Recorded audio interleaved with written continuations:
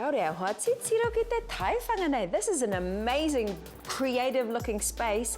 Hea tāua hoki ngā tipu, and I can see lots of beautiful plants here. I actually used to work in this office space, and it is one of my favourite places I've ever worked. And one of the key things that I really like about this place is the imaginative use of indoor plants. Koia kei rātou ne, so they've done an amazing job. Hea ngā momo tīwhiri, what sort of tips could we get out of this gorgeous space here? So I reckon how to use indoor plants in a really imaginative way. In particular, how to break up a large space using plants.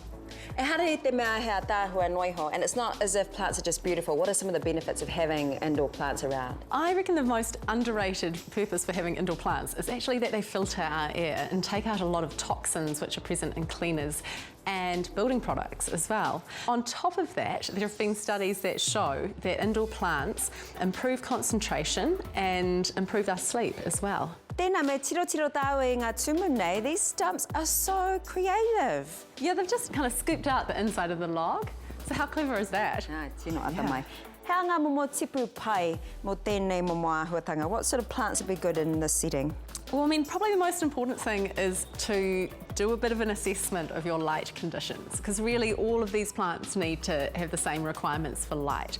Basically, you get kind of two types of lights in relation to indoor plants. You get direct sunlight and you get indirect sunlight. And so these aren't getting any direct sunlight. Oh, okay. Me pēhea te whā inuinui wene momo tipu. So in this setup, how do we water them? This is actually a pot which has been gets used for hanging plants, and so that has the base already. Yeah, as part of it. Me whā inuinu ia wiki, and would you usually be watering these sort of plants every week? Or? Yeah, I mean once a week over the winter and maybe twice a week over summer. Nā reire me kimi I ngā tumu I te tuatahi, so we just have to find some stumps and we're sorted. That's right, just a load of stumps. I nā te tāhua, I love this. This looks so cool, right? This is one of my favourite things in here.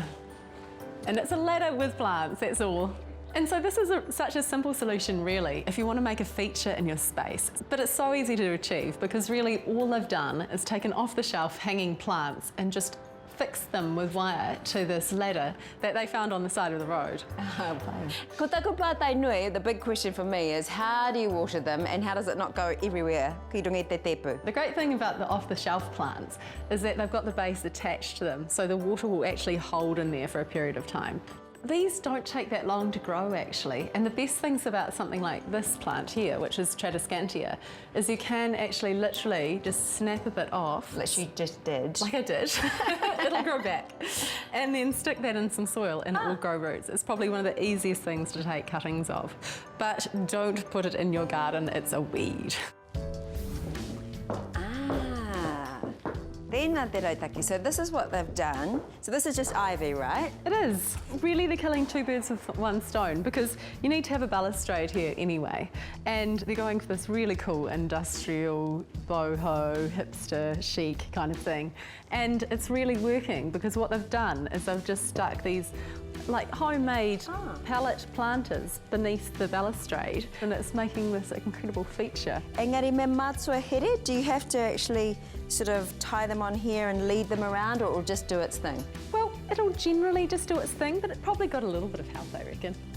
Engari ka tipu noa ne, they pretty much just grow. I mean, you give them a bit of water, but then they just do their thing. I'll tell you what, the ivy is particularly good like that. If you want something that's really low maintenance, doesn't need too much water, then ivy is good.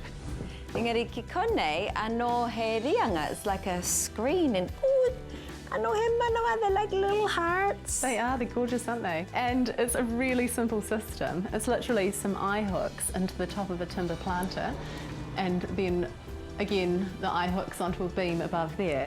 And they've simply threaded some cord through the eye hooks at the top and bottom, and voila, you've got your vertical screen.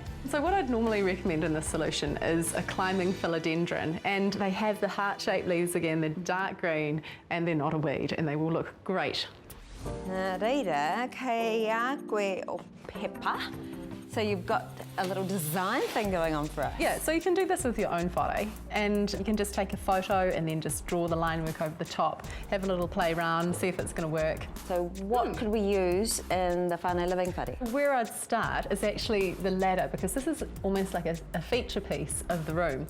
So what I tend to do is actually just throw this right in the centre, like this, create a real feature piece and have the plants kind of hanging down off that. And so when you're sitting in the room, you really notice it.